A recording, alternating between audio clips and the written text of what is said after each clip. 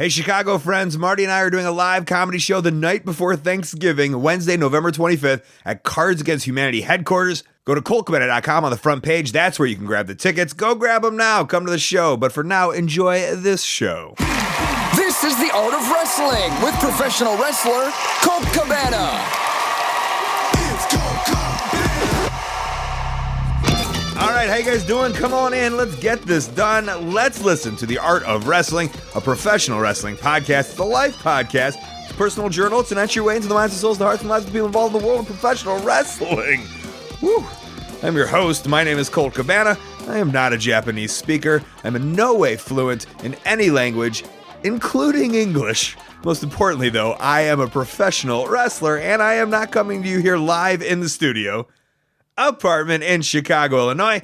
I'm in a tiny little Japanese hotel room, which I'll get into in just a second with a friend of mine. But before we go any further, this is a fan-supported and listener-supported podcast supported by people just like you. We give it to you free of charge every single Thursday. ColtCabana.com, SoundCloud, iTunes, wherever you get your podcasts from. A couple great ways that you can support, rate, review, and subscribe on iTunes. Help that algorithm, please. Tweet a friend, Instagram a friend, Vine a friend. Spread the word. Best way you can support, ColtMerch.com, DigitalColt.com, t-shirts, buttons, pictures, posters, DVDs, digital downloads. Buy something over there. Doing that helps you support cool shit that you enjoy. ColtMerch.com, DigitalColt.com. All right, the guest this week is Cheerleader Melissa, and my spiritual guest this week will be Chris Hero with me on a little bed in a tiny, shitty Japanese hotel room. Hey, Cabana. We got traded. Yeah.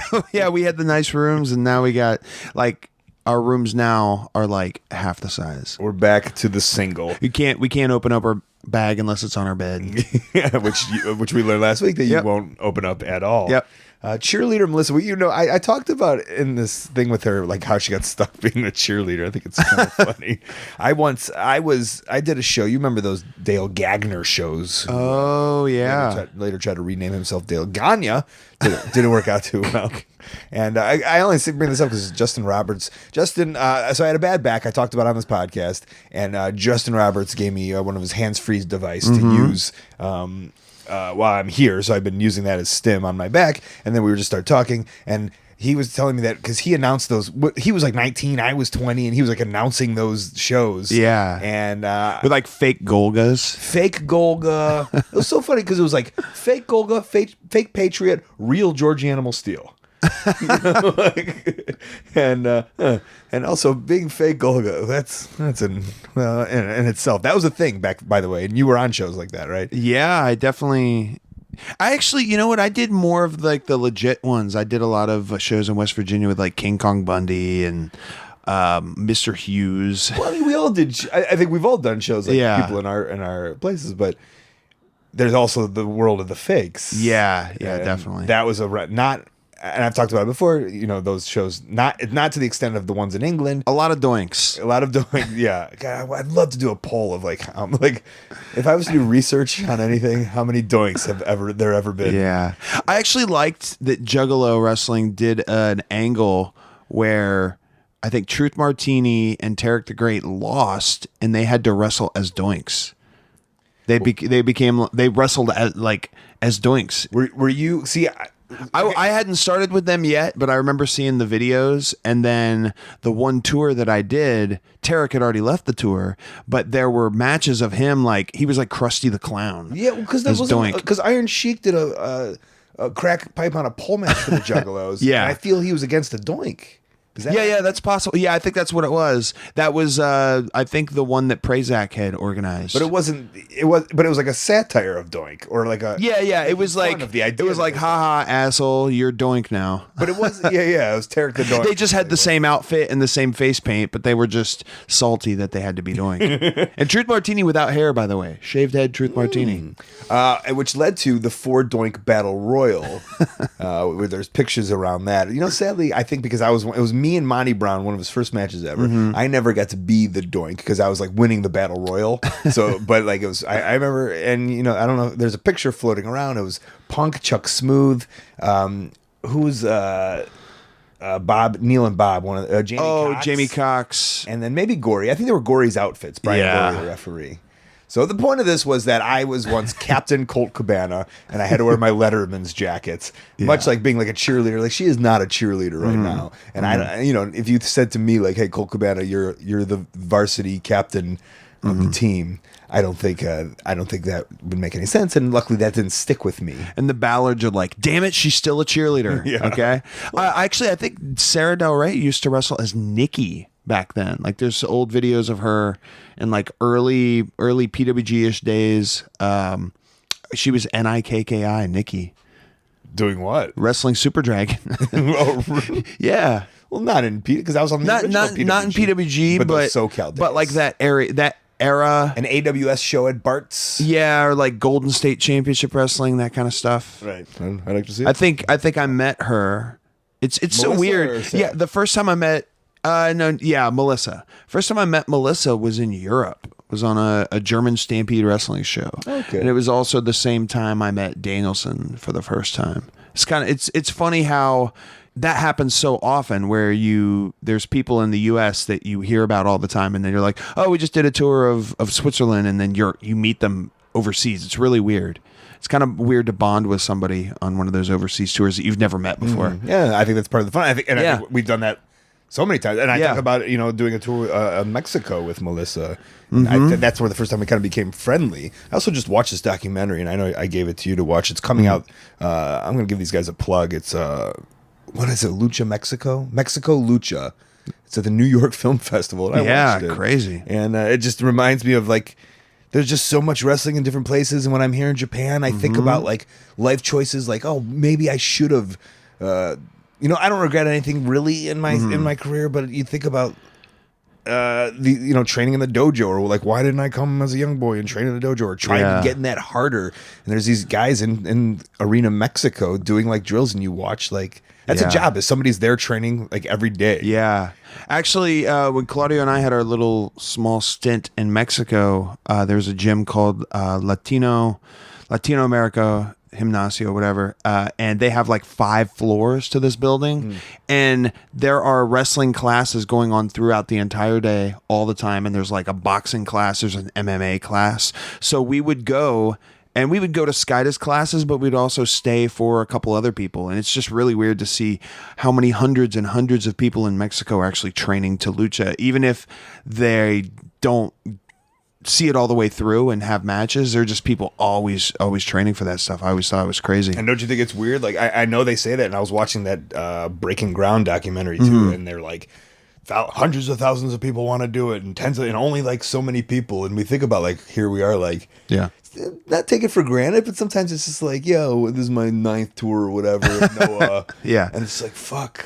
Like, it's very important to always step back and be like, so many people probably want to do what we're doing. For sure. Yeah, but it still boggles my mind that in this day and age, like, I'll get tweets, I'm sure you do twice as many as I do, but are like, "Hey, how do I get into wrestling?" Yeah. It's like, yo, go to Google. Yeah. Well, I'll reply. I found out shit on the internet in 1998. If I can find stuff in 98, you can find stuff in 2015. Well, look around. There's tons of interviews with people, and you could probably make up a whole map of 40 wrestling schools in the United States. Usually and some videos. I go, listen to my show. Yeah. How to get into wrestling. Listen, go back and listen to this show. Yeah. And you'll listen to everything. My thing was, I don't know how you first found your school, but I went to my first indie wrestling show, and at the show, I'm like, I'm not leaving here without finding out how to do this. I need to talk to some. I was following people around. I mean, it's embarrassing now to look at, but I'm like, okay, I found out there's a place in Middletown, Ohio that I can go and use their ring and start having matches. So I'll close it off on this one.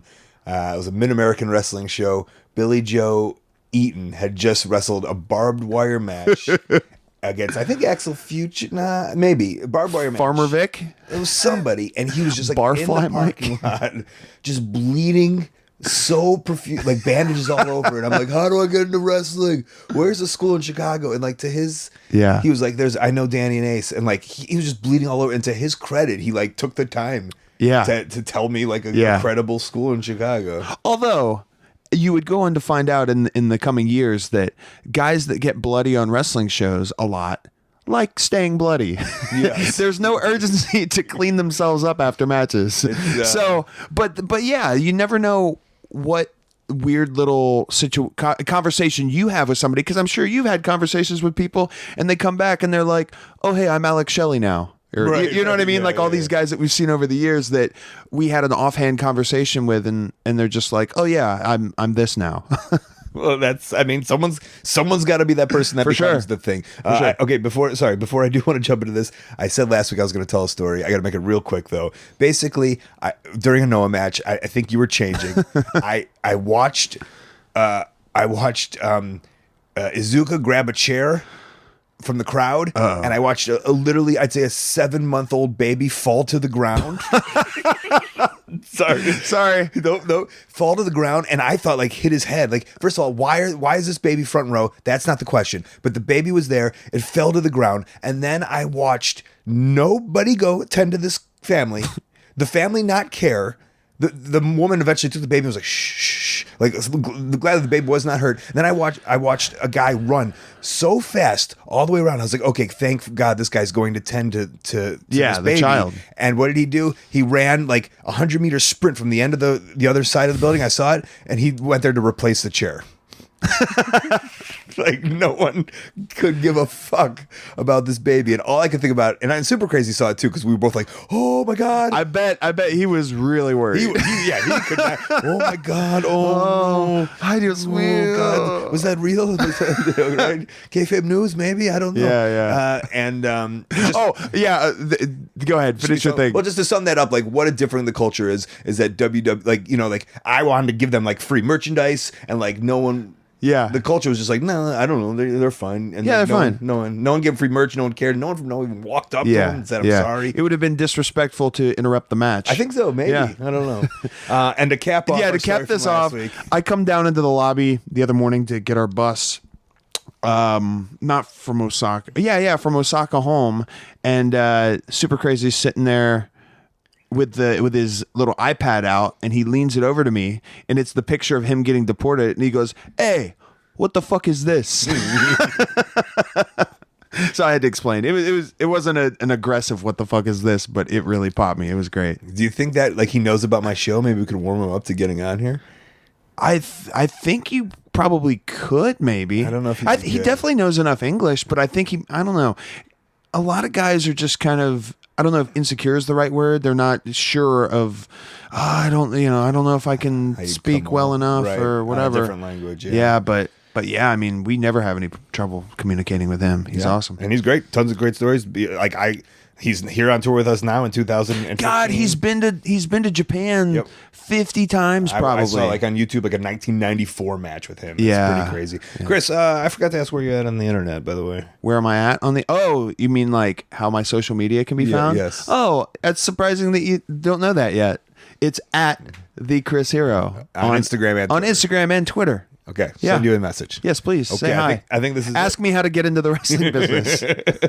I think this is it, because next week we'll be home. Yeah, holy shit. So, it's the long tour went quickly. Thanks for the tour. Thank you. Song of the week this week is brought to you by Topps and Topps Huddle. I grew up on Topps, collecting cards. I love it. Not just baseball cards, football cards also. I had plenty of those. Christian Okoye, Craig Ironhead Hayward, Jeff Hostetler. I had them. Now Topps has brought the world of trading cards to digital. Topps Huddle features officially licensed NFL digital cards. Fans can collect cards of their favorite players from their favorite teams. Watch your collection grow by opening packs and making trades with other users. The Topps app does so much more, though, also. You can play cards and earn points in real time. Daily fantasy-style games based on how players perform on game day. Over 300 million Topps digital packs have been opened since 2012.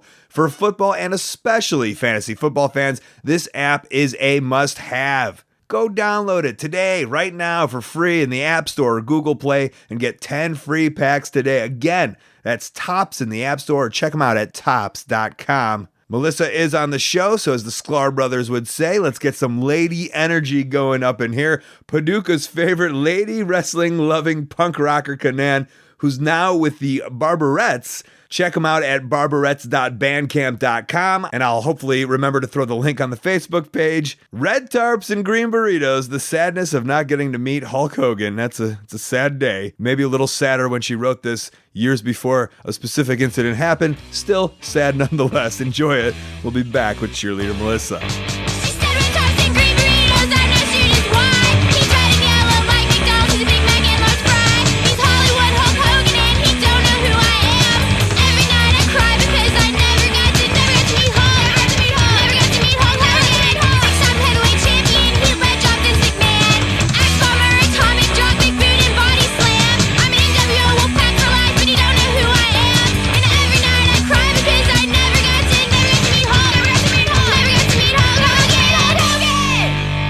Promotional consideration paid for by the following.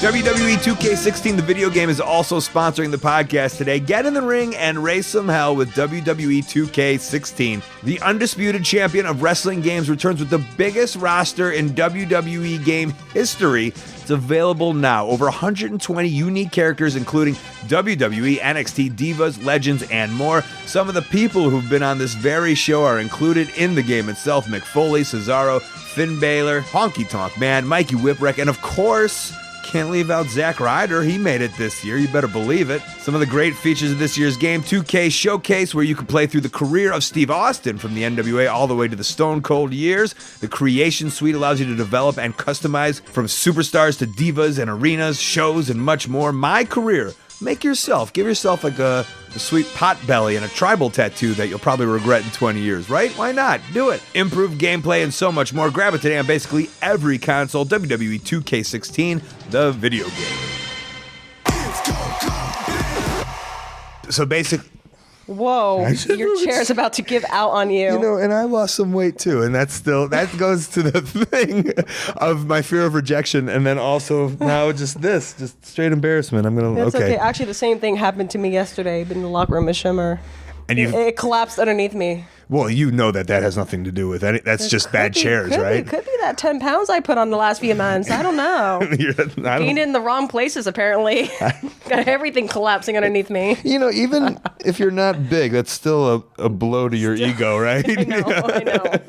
So I broke a chair, and also we were saying that, like, I'd heard through the grapevine that like you didn't do these kind of things. So like we've been on a bunch of shows, that was the Charlotte show I was talking about, including a tour of Mexico also. So we've been together around, and I was like too afraid almost to ask, because and it's the same with women. And this has nothing to do with you, even you being a woman.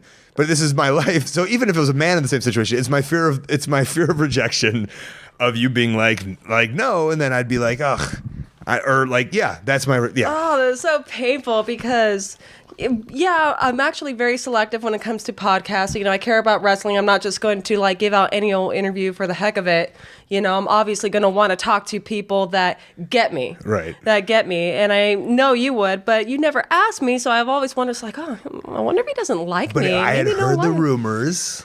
I know you heard the rumors, and I'm so if you put devastated. If you put that out... That, you know, heard the rumors from the wrong people. I sincerely apologize. I'm so happy we finally made this connection now. Yes, there's nothing to apologize for. Like, you know what's funny? Like, right now, I'm having this moment where, like, you know when a star has made it when they're a guest on the Muppet Show? Like, this is my Muppet Show. Like, yes, I am on this podcast, finally. I am on the Muppet Show. I am established, ladies and gentlemen. Cheerleader Melissa made the Muppet Show. Stop it. Well, it's nice to hear. I'm on the Muppet Show. Are you a Muppet Show fan? No, but no, you just know the reference. But when a celebrity is on there, it's just like, they're all right. Well, listen, I feel we've known each other enough that shouldn't be a thing. But but then I say the same thing, and we've known each other long enough that I should have just asked you. And here I am. I've asked. You're on. We're doing it. We're getting it done. Getting it done finally. Getting it done. I have noticed. I did. This was like my first thing in my mind, is that, like, weirdly, I don't have enough women on this show. I do realize that. And I don't know. And then maybe I'd like to get your take on this, of like, I feel it's like, I guess I probably don't have enough women wrestling friends. And Do you feel your ratio of men wrestling friends to women wrestling friends? Is that a thing you've ever broke down? I don't know. I'm just wondering if you're friends with a bunch of douchebags. No, I'm kidding. I'm kidding. Oh my God, you're going to agree to it. Well, I think all of us in wrestling. No, I don't know. I mean, it's women's pro wrestling. It's definitely a niche market. It's a niche market, that's for sure. And the reason why I can speak to that is because I've able to notice that, for example, like on ClickWrestle.com, all female matches just do very, very, very well in general. And in like as the promotions in the United States start growing, like Shimmer, got established over the time. And America is a little tricky because it's a huge, huge country. And not only is it kind of challenging to get women, female wrestlers all over the country and even all over the world into one location, but it's also like kind of the same for the fans. It's a very niche market, and they're coming from all over the place, and it's just crazy. Like people come from like across the world to this show. It's weird. But I don't want to back. So do you attribute that to then there's just more dudes on a show than women on the show? Is that what I'm getting at, or did you go on a complete different tangent that I missed on? I'm not sure. Maybe I did. I'm saying, but you don't have a lot of women wrestling fan friends. Yeah, I feel like, I mean, if you look at the ratio of probably women to men I've had, it's all been men. Yeah, and it's a male-dominated sport, right. And it's a male-dominated sport. I mean, I didn't know or I guess I did. I don't know what I was signed up for. I knew that kind of coming in, and it wasn't easy coming into the business at all. I've actually had people tell me, no, you don't belong here. You don't belong in the pro class because you're a female. You belong in a beginner's class with the rest of the females. And I'm thinking like, man, I will outwork your ass. Like, well, that was even in the beginning. Yeah, I'm talking like 15 years ago. Right. Yeah. And it's just. Well, were you an athletic kid? Yeah, I was one out of 4 girls on the high school wrestling team. Get out of here! Yeah. You were one of those. I was one of those. I was just kind of tomboy. Wrestled in the 142 weight class. Are you allowed to say that as a girl? Do girls, isn't that, you can't say your weight? No. Well, I mean, it is the established weight class. I would love, sorry, I'm allowed to cuss. Please, swear up your I would love to say, oh yeah, I was on the 135. Yeah. And I won every match. No. If you're one of those girls. I was on the 142 weight class and got my ass whooped. Really? Oh, handed to me. By all the dudes. Unfortunately. Was there any of the girls that you ever wrestled? No, unfortunately, we were all in different weight classes. Like there would be other females on opposing high school teams, but none of the girls got to work each other. None of them work each other. I love it. Yeah, we never got to wrestle each other because we were all in different weight classes. I had one girl in the 160. I was in 142. We had a 135 and a 127. On your specific team? On my team, yeah. And did you guys always wrestle each other in practice? Yeah. Yeah. Yeah. Did you wrestle based off of your fandom of pro wrestling? That I'm gonna say no. And looking back, I realized like, wow, like I came from a family of athletic females. My younger female cousin, she was on the high school football team. Really? Yeah. That's always so interesting. Yeah, she was on the football team, and then my younger female cousin from that does every sport.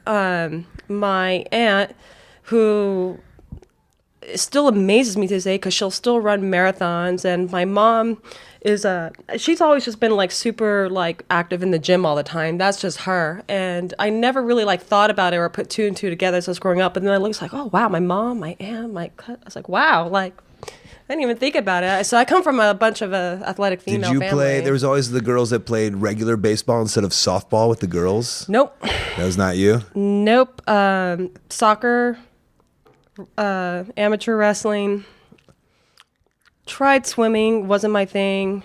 Tried long distance running, not really my thing. But sports. Sports, yeah. Was there any other, like, was there theater? Was there any other, like, I don't want to say girly girl stuff, but was there girl stuff? I grew up playing the piano. Yeah? Yeah. Do you still play? I can, yeah. I wish I had a piano in my home now. I wish I missed that though. But yeah, I grew up playing the piano. Or bring it to the ring like Maestro. Oh my gosh, I never thought about that. See, that could be, you have to utilize everything. Oh gosh. Not a lot of people know I play. What's your what was your go-to? Hot cross buns? Fairlease. What is that? Fairlease. I don't know that one. Da da da da da da da da da. Okay. Da da da da. I don't know if anyone knows the name of that song except you. Fairlease, yeah. Played it 1,000 times. There you go. You Definitely got it. my go-to. And then these girls on the team. So it was yeah. I wonder what the ratio of like girls who wrestle who like love pro wrestling or like what the other reason why they go on the wrestling team is. Like just because they want to beat dudes' ass. I don't. You ever think about that? You know what I'm saying? I don't think it's because they want to be dudes' asses. I think there are females like myself that have a aggressive side, a very aggressive nature, and are not intimidated by males. I was not intimidated. I got my ass whooped all the time, but it still didn't stop me from getting back in. I actually, now I think about it, I remember I actually tried to be on the football team, and they wouldn't let me be on the football team, but amateur wrestling was okay. Go figure. Go for it. Yeah, that was fine. But yeah, no, I actually got turned down from the football team. Yeah. Fear of rejection. That's where it's Fear of rejection. Yeah. You didn't and have I was it. so mad because the next year they actually let a female on the team and I was mad. Oh man. Yeah, that was kind of insulting. Like nowadays, you could sue for like $1 million. Man. Yeah. Sorry to put that in your head, but you could be a millionaire. So rough. Make more money then than I do now in wrestling ever. Where does the? It's interesting to say that you have. There goes a chair. TikTok, brother. I know. I'm going. I'm literally. My butt is on the side of this chair now. TikTok. It sounds like a clock. I might go down and sit on the know. ground. Aggression. You're an aggressive child, or an aggressive person. Yeah. You put it out there, Yeah, I am. like from a young age. Yeah, just athletic and love to just have fun and like play football. I remember I played football in elementary school with the guys. Wasn't afraid to get tackled, and I don't know, just like a little tomboy. Did you have a good relationship with the other girls? Oh, I had one female friend. I didn't have a lot of friends. I was kind of like I was kind of a little bit of a loner. I always did my own thing. I always had like one or two like good friends. And you know, it's interesting to say that because if I was to put not a perspective on like cheerleader Melissa. Oh, yeah. But knowing you Yeah. vaguely, but being, I mean, we literally, I think I started in '99, Right. same time. I can, yeah. Yeah, I mean, What you're saying is I could say the same for you. We know each other vaguely. yes, but I would say I'd known you. My what's the stereotype, or you would be like kind of a loner. Like, I don't really? I don't know if that's a stereotype. What's the right word? I'm thinking of the wrong. Maybe. Somethingalization, generalization. Yeah, My generalization okay. would be kind of a loner. Yeah. You know. Yeah. And you can And it's true. You can prove me wrong, or you can. No, I'm gonna agree. You would agree with me. I'm gonna agree. Yeah. Yeah, because I mean there are.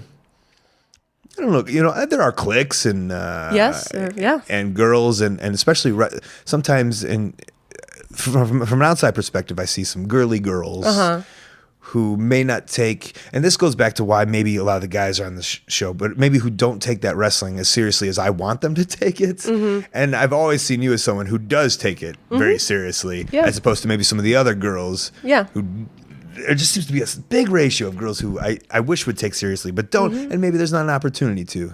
Does that make sense? That makes sense. I see. I completely understand. And it's one of those things that's very difficult to put into words. But you know, both my dad and uncle were wrestlers, and I got into it at a young age. But it was like, but I knew. But when I got into it, I was athletic, but I was kind of chubby, and you know, I love the physical contact. You know, I want to be on the football team, wrestling, and whatever. But Would you break chairs so you can relate with me? yesterday I did. It collapsed completely. Yours is halfway. I know. So I got you beat right now. All right. Let's wait till this chair is like flat on the floor, 4 legs out. Soon. Soon, but I mean, I remember getting in the ring young and training and thinking, I'm going to run the ropes better than these guys do. I'm going to hit the corner better than these guys do. I'm going to throw forearms and do slams. I'm going to move. Like, I remember like watching TV and like, no, like, you know, no disrespect to the divas or anything like that, you know, but you know, there were divas back then that like move a certain way. And I remember thinking like, I'm going to move better in the ring. I'm going to move like You even thought that I thought that when I was 15. about girl, because there's something about being on that television that's very strong that says like, oh, they're stars. But even at 15, you were like, oh, nope, that one's not good. Yeah. And it was just, and it was like I said, no disrespect to them, but I remember that this is weird. Like I wanted to move in the ring like a guy. Like I just wanted my body movements to look good. I didn't want to stutter step. Like just little things like that were kind of feminine and kind of obvious. I don't want to say flaws, but I mean, I really remember I wanted to move and do everything just as good or better. And even if it was just something as simple as a body slam. So when you relate, like when you think about crispness in the ring is what I'm getting at. You relate that to do you relate that to men? Yeah. You know what? And speaking of crispness, I'm sorry, my lisp, my flaw. One person that I absolutely loved watching because of that reason, the model Rick Martel. Yeah. His shit was so clean. Yeah. Clean. Everything was clean. Watch him. Everything was just clean and done well. I mean, there was just no stuttering. There was nothing. That guy, when he moved in the ring, he was the man. I absolutely love the way he moved in the ring. The model Rick Martel. The model, not regular Rick Martel or Can-Am Connection Rick Martel, but only just model. Just the model. Just the model. Just like never, like no screw ups, execution. Character posing in the ring, But when I talk about like the crispness to the men, and you're like, because some of those you didn't want to work, you didn't want to move feminine. Yeah. Was there a point where you saw like, because I hope there was a point, and maybe I don't know, where it wasn't just about men, but you saw women who could do it crisp, and you're like, oh, there are people. Yeah. That I don't even know, look up to, relate to. That aha moment was actually Shimmer. I did not know there were other females out there that had the same drive as myself. And that's years into your career. Yeah. It's like there were other girls, but then like, I'm not gonna lie, like they would get into it and then like retire after a short time. And well, that's what I was saying before. The ones that don't have that drive that I want them to have. Yeah. And not me, but like, as a wrestler, a wrestling fan. Yeah. No, I agree. I agree. Especially, now, when you kind of meet people and then you want to help and you see the potential and then the drive is not there. And it's just like really frustrating because you see so much in that person that you think could be like super successful, and it's like, but at the same time, you're not going to stop somebody from being happy. I'm not that kind of person to do that. So and I guess this can kind of get us to your origin, but like so born in LA but moved to San Francisco. No, just born in San Francisco. No, I was born in LA. Born in LA, right? Yeah. And did you move to San Francisco? Correct. Yeah. Yeah, and so when I think about you, I think about UPW. Is that true or no? A little bit, yes. Okay, yeah. I know the garage. Yeah. But the only reason I say that is because UPW was a point where Rick Bassman would bring in model women, right? Yeah. So like, and I see. Am I correct in thinking of like? You're absolutely correct. You sparked a whole nother flame in me right now. I'm wondering if we're gonna go there with these stories or not. Well, I mean, but like you said, you didn't see women who moved who had that drive like you did until you came to the Midwest, being only wrestling. I guess not only wrestling, but starting the wrestling on the West Coast. Yeah. Well, when I moved up to the first time I worked for All Pro Wrestling, like in the garage. When I Beyond the Mats garage. Beyond the Mats, yeah. So when it kind of hit me was at the time I was still managing the Ballard brothers, and they wrestled a tag team. I remember it was like the Snot brothers. The Snot brothers, and but it was the first time we worked up there, and I'll never forget there were students and. They did so well in the ring. Like everything was just like crisp and to the point and sharp and like good, and they were just on point and like the nicest group ever.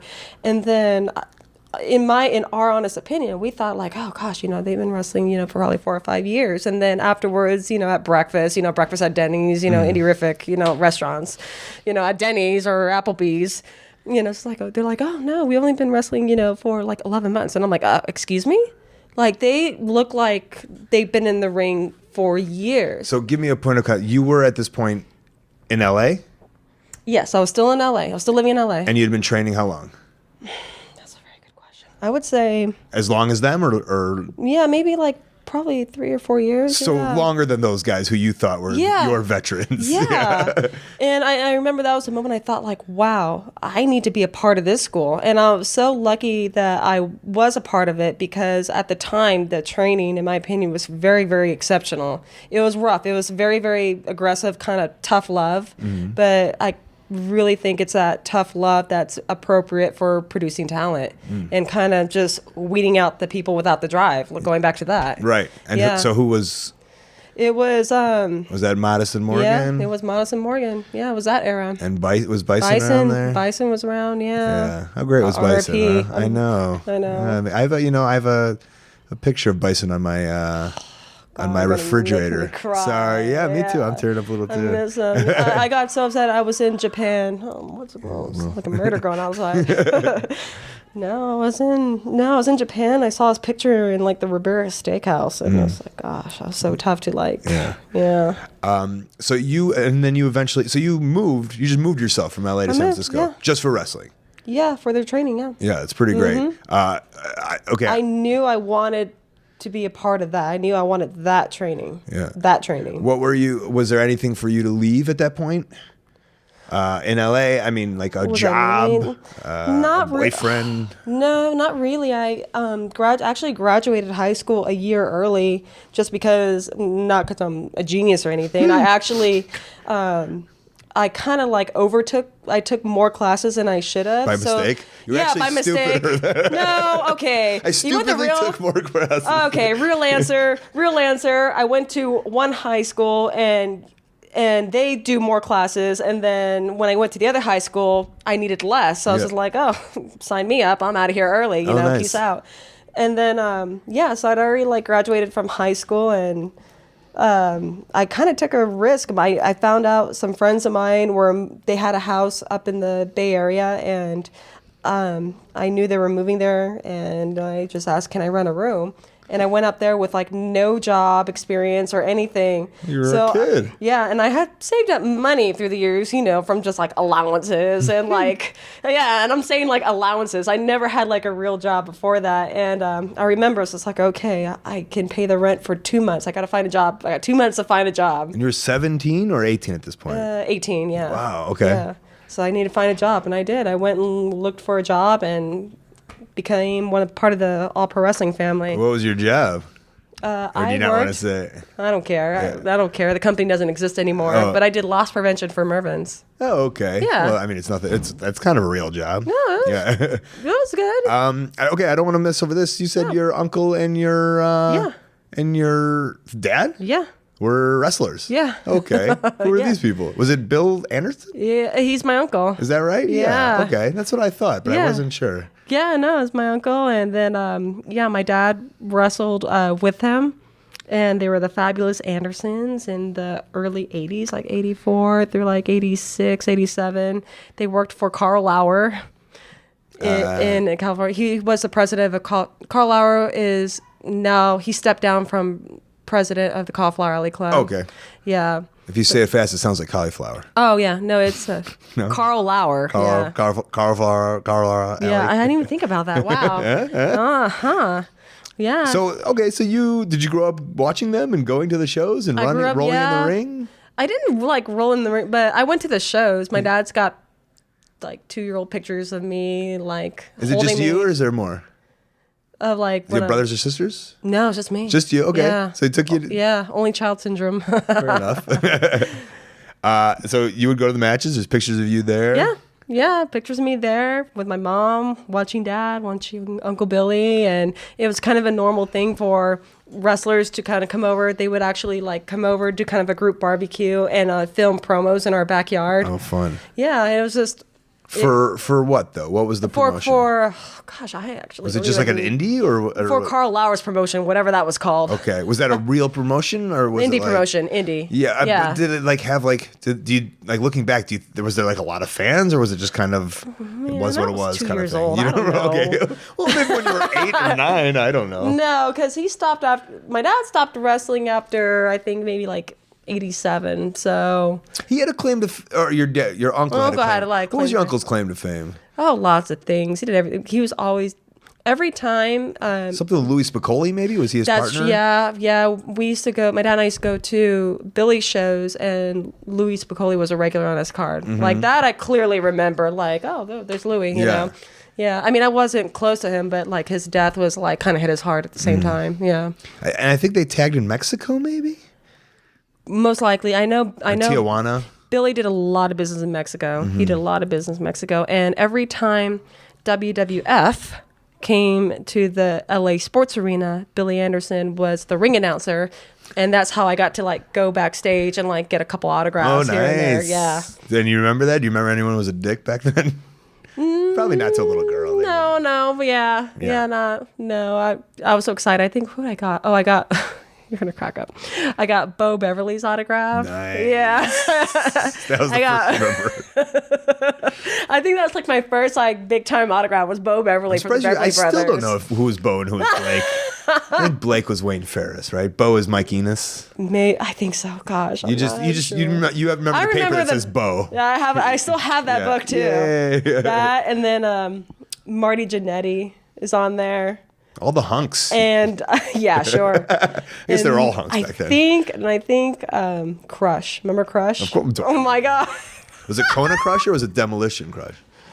Oh, the one that wore the colorful outfit. Yeah, purple. Kona Purple, Crush. yeah, Right? yeah. Hawaiian Crush, if you will. Hawaiian Crush. Yeah. Oh my God. We're going back. So wow. I didn't think the conversation was going to go this direction. It goes wherever. This is amazing. Yeah, it goes wherever. Oh my God. Well, it mainly probably because I'm a nostalgic kid. It's great. Yeah, like I don't know. I just enjoy. I like it's one like great. Like I'm not great, but you've done awesome stuff. But for me, it's just like why do we love we love it because we met Crush when we were 7. And here's the thing, ladies, this is why I'm selective about my podcast because these are the conversations I want to have. Right. These are the conversations. This is the good conversation. You went to TNA in Oh, good 2009.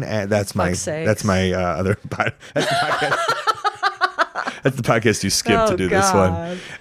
Okay, so you started. So did they say, "Hey, let's get you in the ring"? Did you say? I assume they kind of trained you, or What happened? I feel bad because you said like What? it was shitty training, so you went up north. No, It turned out to be it a family wasn't. training. Oh gosh. See, now maybe I do have to get into it a little bit, but no, I started training super young, 14, 15, but it was kind of more of a fun thing. What happened is that my dad and Billy lost connection, lost touch for a little bit, for a few years. Sad. And they reconnected, and it's like, Happy. oh, yeah, happy. Oh, we have a school in San Bernardino. Come on by and check it out. So that's what started it. We were only going to visit Billy, and we would only go to visit Billy and like see the shows, support him at the shows, and then that's where like it kind of started. So it's like, oh, like I wonder if I can try this out, and I wonder if I can do this, and Especially if you were an athletic kid, right? It Yeah. probably wouldn't that be that hard? yeah, and it was just great. It was a great outlet for me, and my dad would drive me to San Bernardino from Palmdale once a long? week, 1 hour drive. Okay. Yeah, so that's a supportive dad, and Yeah. it was great and be a part of shows. What would and- he sit? What would he do? I guess if he's wrestling, so he'd just sit and practice with you guys. My dad, well, he would sit and watch, and I'm not gonna lie, man, it was so stressful having him there sometimes Sure. because they would like, okay, you already know how it is when girls train, you know, they're gonna get babied, gonna get fucking babied and treated like a princess, and it was, oh man, anytime he ever saw anybody in the ring treating me like a princess, he would pull them aside and be like, no, if she's gonna learn the hard way. I'm like, I don't want you treating her like that in the ring ever again. Like he would legit have like a horrible, serious conversation, like because he wanted to see if I'm gonna like stick with it or whatever. And Yeah. he made it very clear to everybody, You know, if he ever saw anybody, he wouldn't do it in front of me though. He'd pull them aside and tell them just like, no, I don't want you. And then would some of the guys like take you aside and be like, your dad wants me to beat the shit out of you? Oh no, but Well, you had to find out somehow, right? found out somehow, yeah. But then it completely made a difference because then like when I was being moved around in the ring, it was no different how they would move the next person in line in the ring, and I got to thank them for that, you know. And so from 14 to 15 from 15 to 18 or whatever it might be, like, was there a point where it kind of got more serious for you, or you like started doing more bookings, or?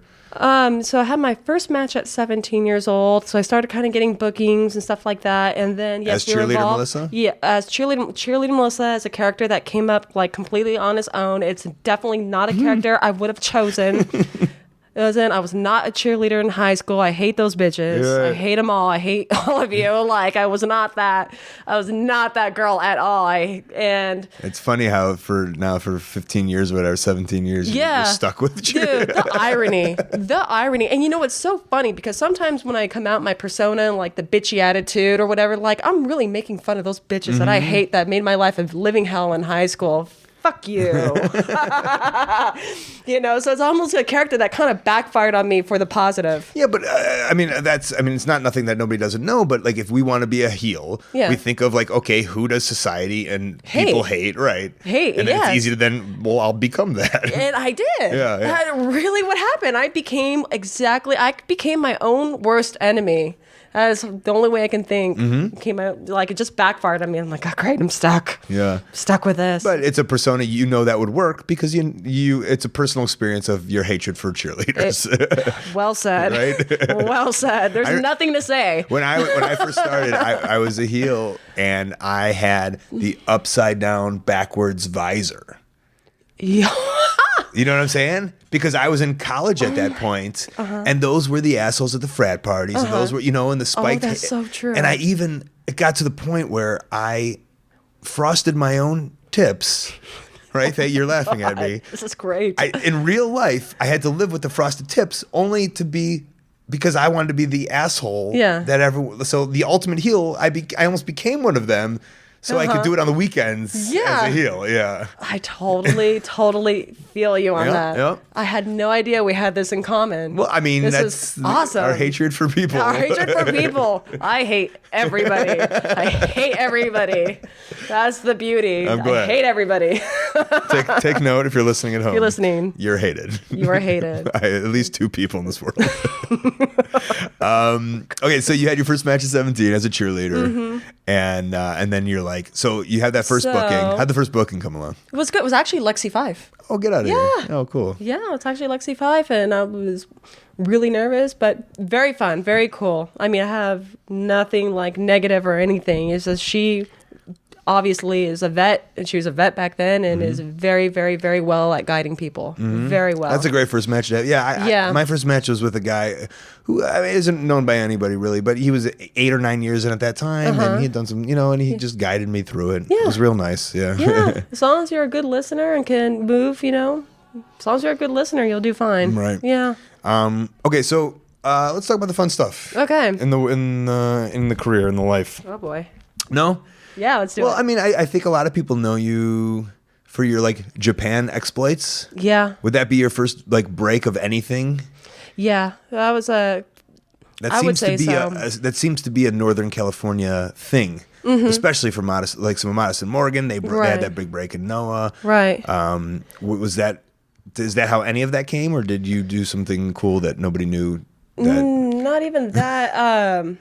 So are you just doing shows up there, just a regular indie show person up in the Bay Area? Well, gosh, I'm trying to remember how that came in, but I remember somehow I ran into someone that was affiliated with Rossi Ogawa, who at the time ran Arzion. And then there was her name was, oh gosh, this is bad, I'm forgetting her name, Jessica... Havoc. No. St. Clair. No, way back. Going way back. Arzion. Oh, there's just a regular Jessica? Jessica lived in Arzion. Oh, my God. Jessie B. Like, they called her Jessie B. She was American or Japanese? Yeah, she was American, but she straight up, like, moved to Japan full time. Wow. She was but she was originally from the Bay Area. Okay. And it worked, and the timing just kind of worked out to where the person I connected with connected to her, and they were looking for American talent to bring back. So, and she happened to live in the Bay Area, Right. so it just worked out. When she came home to visit her family, she came to check out. She went to us. a show. Yeah, no, just a train. Like we Okay. just worked out. Yeah. Just worked out in front of her. That was it. And then after that, And was you my were the first. you were the workhorse at I was training. a workhorse. right? The workhorse. Oh my God, yeah, that's the story of my life right there. Yeah. But yeah, and then So obviously you stand out as the girl. Like, oh, well, look at this girl. yeah, Right. And it worked out. Like I got my first contract to Japan at 19 years old. Wow. Yeah, So for you've 3 been months, you've yeah. been going over there. Do you Since know how I many was trips? 19. Huh? Are you a trip counter? Not really. Some people will ask me, and I'll have to pause and. And Would you say count. over 30? Over 30 trips? No, absolutely not. No, okay. no. I would say either 10 or under. 10 or under. It's around 10-ish. Okay. Yeah, but mind you, each trip has been like anywhere from a few weeks to like 3 months. Right. Yeah, so they're usually long trips. They're not short come home. Okay. Yeah. And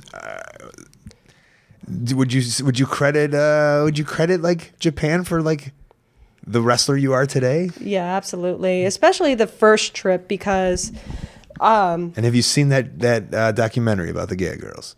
yes, I did. And is it anything like that? Your experiences? I mean, yeah, it's pretty dead on. And the documentary is not that bad. Like some people, I could see why people would say, oh, wow, that was rough. Especially the scene where the girl got kicked in the face and she's literally got like chunks of blood and like blood tissue like falling out of her mouth.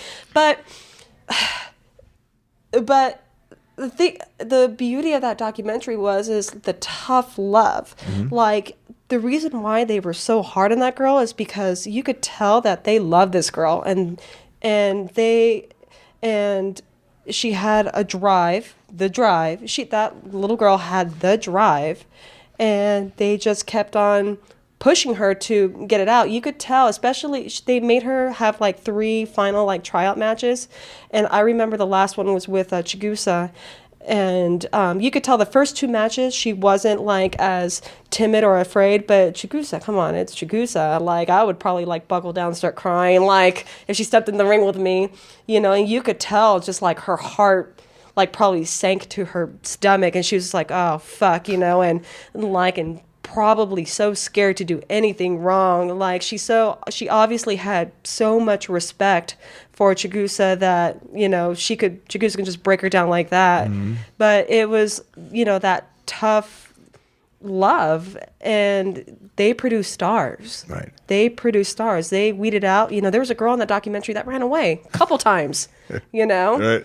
Totally like weeding them out. It's funny because I don't know if it's the same way, but I remember one of my first tours in Noah. There was this young boy, and I was like, oh, I gave him my baseball sweatshirt. Mm-hmm. And then the next tour, I was like, where's the young boy at? And they're like, oh, he ran away in the middle of the night. And it's a common thing. People don't understand the culture out there, but it's like that though. Like, if it gets too rough, they'll run away. Run away. That's like answer. running away from home, mom and dad. Like, right. Yeah. So you say it was much like that. At 19 you went over as a quote unquote young girl? Yeah. Yeah. Yeah, and you did the scrubbing and you did the setting up the ring and yeah, we set up the ring. My jobs weren't as difficult because outside talent was treated like a little bit like, I would say, because there were green girls there and they definitely did a lot more than we did, but we were still held to the same standards of tearing up, setting up. We would set up.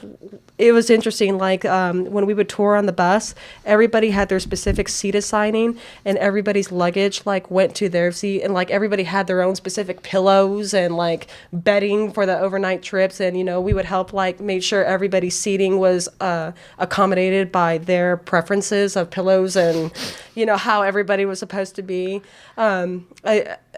What we didn't do that like the other girls had to do was after training they cooked.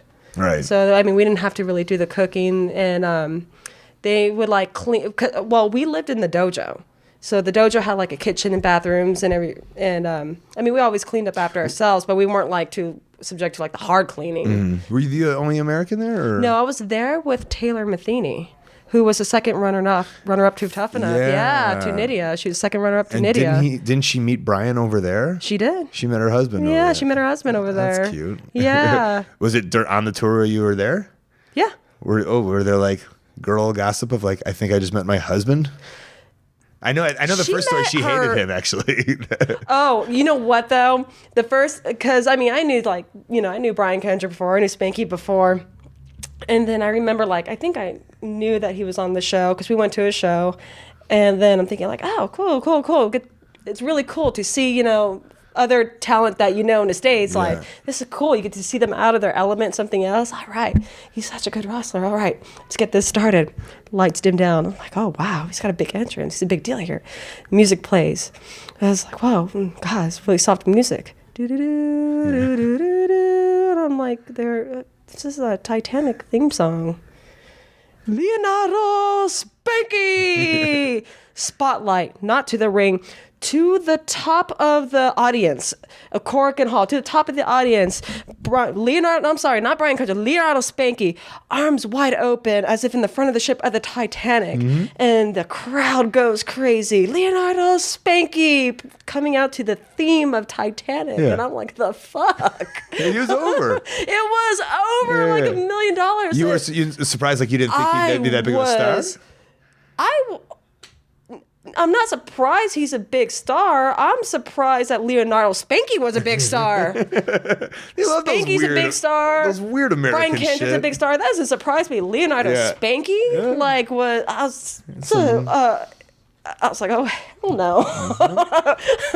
Well, what was you've seen some weird gimmicks, especially with the women over there, right? Like, have they ever dressed you up in some weird costume? And One time they did, and it's not a weird costume, but they did a Halloween show, and they had me come out as like the last person, like as like the big surprise, and they actually put me in a yukata or the kimono. Okay. And now I didn't understand the culture of it, like, because I always associated it as something as only old women would wear or something. So when they were wrapping me up in this thing and like putting me in these like wood sandals and sticking shit in my hair, and I was just like, God, I'm so fucking miserable. I fucking hate this. Like, can't I just have like a cow costume or something? Like, really? Like, I was so. Can I be Leonardo Melissa? Yeah, please sign me up. And then, like I said, I didn't understand the culture, and then I was completely freaked out because all of a sudden, I hadn't even gotten out yet. All of a sudden, all the men were like hitting on me. They were just like, oh my God, Melissa, you're so beautiful. And in my mind, I'm like, are you blind? Like, I look like your grandmother. Yeah. And then I go out, and it was like a huge reaction. They were like, oh, she's so beautiful. And I wish I could see. I wonder where that footage is, because I want to see the fucking confused look on my face of like everybody. I'm over? I'm over? Yeah. wait. I'm over? Like, I look old. Yeah. Like, well, what you don't know is Japan has a grandma complex. It's like a Freudian. For your info. Yeah, it's over Freudian. I don't know.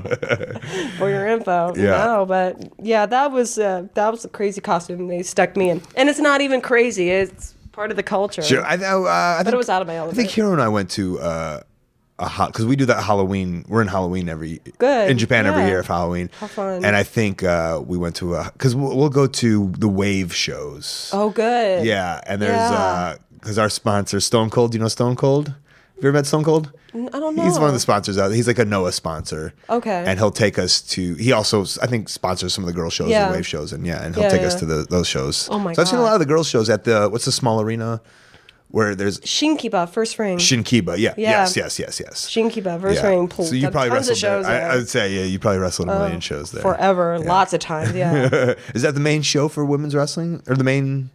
I think it's man. Shinkiba has been around. I was wrestling there, I think, in like 2005. Yeah, it's been around forever. Right. Great venue. Yeah. Great venue. And for those who don't know, like, I don't think I've ever discussed it, but it's just this building that's always there. Yeah. That's a wrestling ring's always set up. It's got this sweet, like, tiered, but it's like, maybe, 200 people? Ooh, maybe a little bit more, but yeah, it's a great intimate. It's a building designed for wrestling shows. Yeah. An intimate setting. It's almost like going to like an upscale house show or something. Yeah. I don't know. Yeah, right. And it's good. They have the Tron up there because it's Yeah. always there because it's just wrestling's there every night. Yeah. If not, there's I think people 2 a train day, there. yeah. Is there 2 a day? Yeah. Yeah, and we did train there. Yeah, because you rent the building out. The companies rent the building out for either shows or training. I've trained there. I've actually, believe it or not, in 2007, I actually stayed there for 2 weeks. Where the locker room is, there's actually an upstairs section. Oh, is there really? That nobody goes up anymore. But that little like upstairs section, the little stairway, like I actually like slept up there. That was your bedroom. Yeah, for a I had a little bit. bedroom up there. Yeah. The places people will sleep I had for pro wrestling. Yes. Stayed at Shinkiba for like 2 weeks. Oh, fun. Yeah, I sure did. And I mean, we're winding down here, but like I know there's other. So like we did that weird Mexico tour with Cassandro. Oh, yeah. And that I think that was the border towns where like people were getting murdered, right? Yeah. That was a scary one. Like Yeah, there was people. Remember, there was people involved in the show as part of the mafia. Yeah. But they were like, oh, you're fine. You're with the mafia, not the police. Like they said, you'd rather be with the mafia than the police. And I'm just like, oh my god, what the hell, you know? Yeah. Yeah. It's really weird. And I think maybe you remember the story I always tell, and I think this was right there. So I had wrestled there a tour before, right?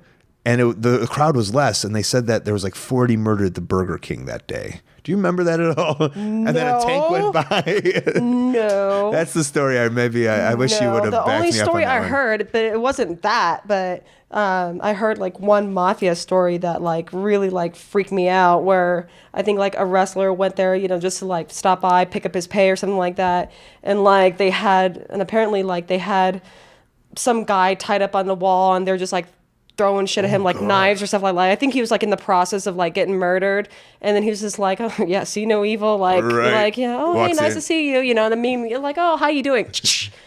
Oh, okay, let me get this for you. Ding, you know, it's just like yeah. And then he's like, okay, gotta go. And I was like, oh, what the fuck? Right. Like, it's not what you want to see at a promoter's house when like. Yeah, it was the same guy with the little kid, right? With the remember the little octopus boy? Yeah. Maybe we shouldn't say too No, much. we need to stop. Stop the podcast. Yes. Stop. Rewind. Cut. Edit.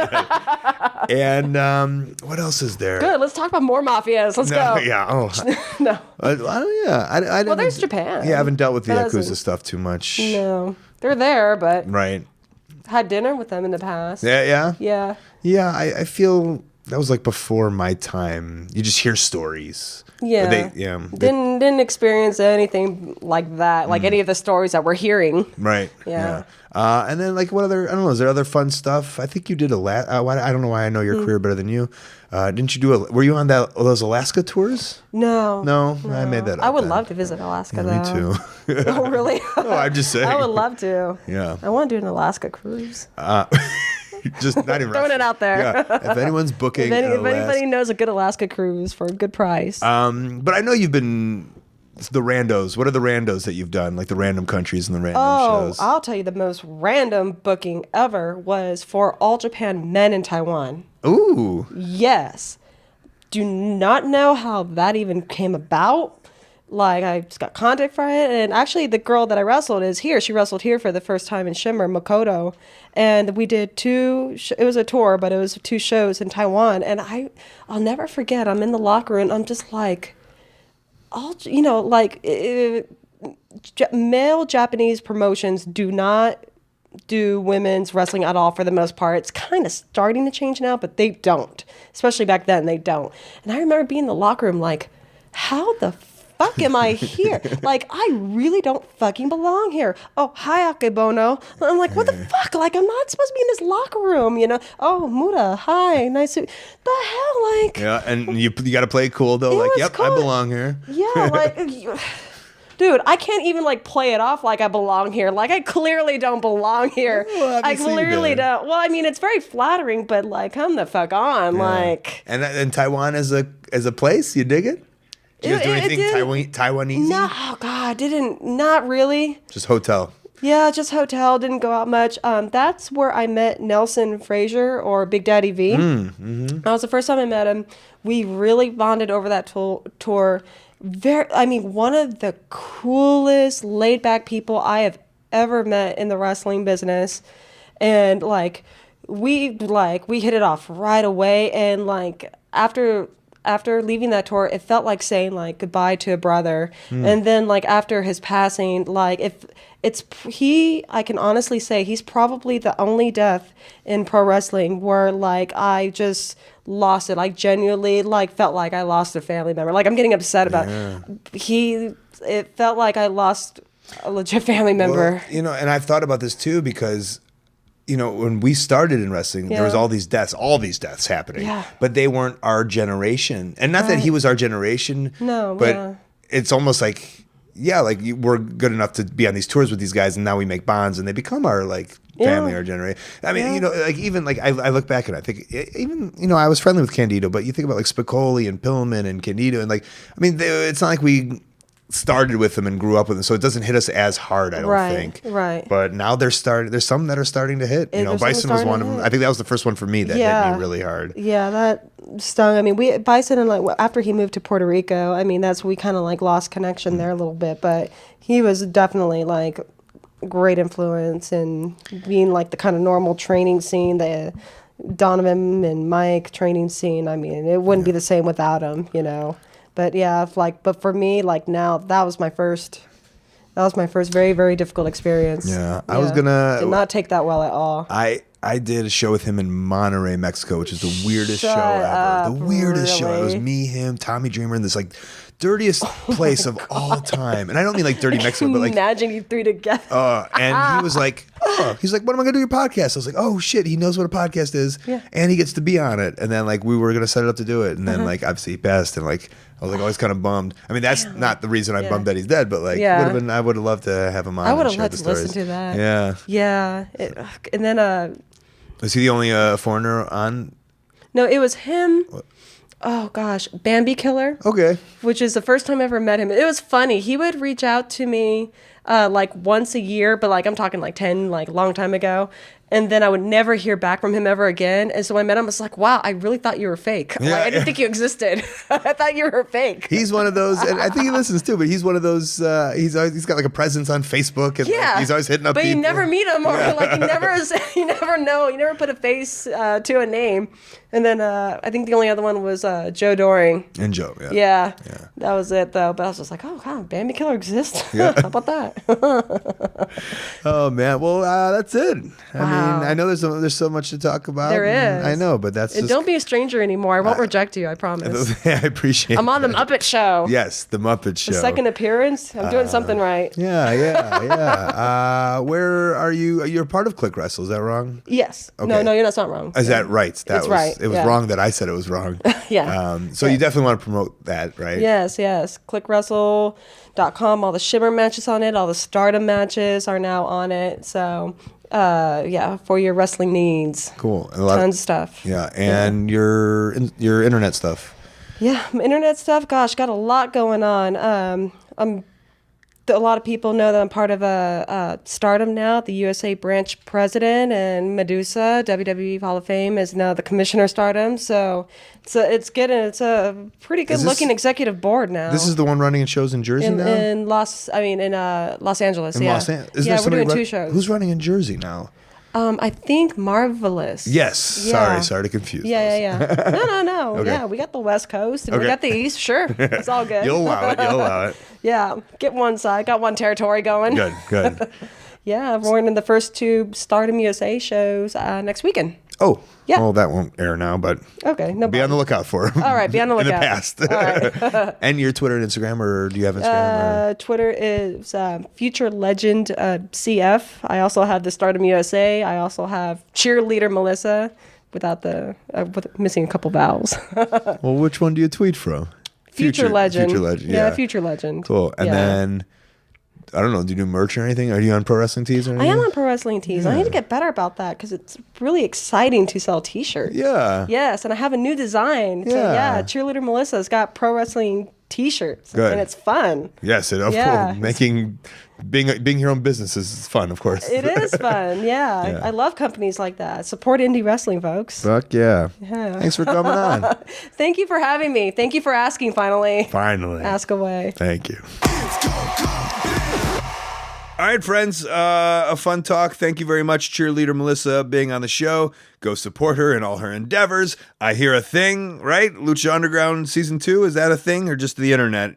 Doing internet stuff. Hopefully she's on. This will be the last you hear from me in Japan. Next time you'll hear from me, hopefully I'll be back in Chicago in my apartment. I appreciate you listening this week. Before we get out of here, let's get into some plugs and upcoming events. All right, the best way to support ColtMerch.com, digitalcolt.com, Twitter and Instagram at Colt Cabana, the Facebook /AOW podcast and /Colt Cabana. ColtWrestling@gmail.com is my very public email. Maybe you're a promoter, want to put me on your upcoming show or convention. CutMyPromo.com is on my YouTube page. Check out my YouTube page and ColtCabana.com. My P.O. box is on that site. Send me something fun so when I get back there, I can open some cool shit like it's Christmas Day for this little Jewish boy. Upcoming, I'm in Japan until November 8th. Big show at Korakuen. Go check that out November 8th. Noah.co.jp. Friday and Saturday, November 13th and 14th. Philadelphia, Pennsylvania, Queens, New York, houseofhardcore.net. Tommy Dreamer's awesome promotion, making my debut. Super excited. Sunday, November 15th, Hamilton, Ontario, Canada. Live Art of Wrestling podcast at 2 o'clock. The show starts at 4 o'clock. Alpha-1wrestling.com. Friday and Saturday, November 20th and 21st, Sayreville and Keyport, New Jersey, ProWrestlingSyndicate.com. Wednesday, November 25th, Cards Against Humanity headquarters in Chicago, ColtCabana.com. Marty and I doing some comedy. Saturday, November 28th, Winston-Salem, North Carolina, WrestleCade.com. Friday, December 4th, Chicago, Illinois, FreelanceWrestling.com, a podcast before at the Abbey Pub. Same location. Saturday, December 5th, Cleveland, Ohio, AIWrestling.com. Brooklyn, Ohio, actually, just to keep it hipster. And Sunday, December 6th, Alton, Illinois, right outside of St. Louis, PWCSWrestling.com. Those last three will be part of the Wrestling Road Diaries Part 3 with myself, Grado, and Kikutaro. Funny equals money. We're doing the art of comedy wrestling on this one. That is the show for this week. A big thank you to you at home for listening. I truly appreciate it. Thanks to Cheerleader Melissa for coming on. Thanks to Chris Hero for coming on early. Thanks to Kid Guy Jeff and Stu Stone, Kid Russell, Matt Jenkins on the music, Dane Miller with some tech. Let's thank some sponsors, highspots.com. Hundreds of full-length titles available to download, plus all the $5 wrestling titles, AMA knee pads, gear, mask, a wrestling ring. They got it. OneHourTees.com. They help run ProWrestlingTees.com, the place where you could directly support your favorite independent wrestler.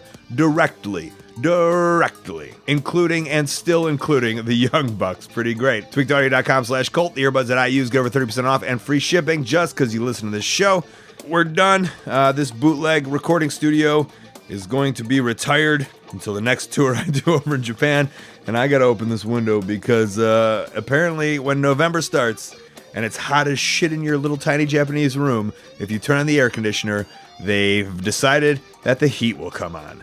So even if you put it down to 17 degrees Celsius, I don't know what that means, but it's pretty cold, just that amount of heat will blow into your room.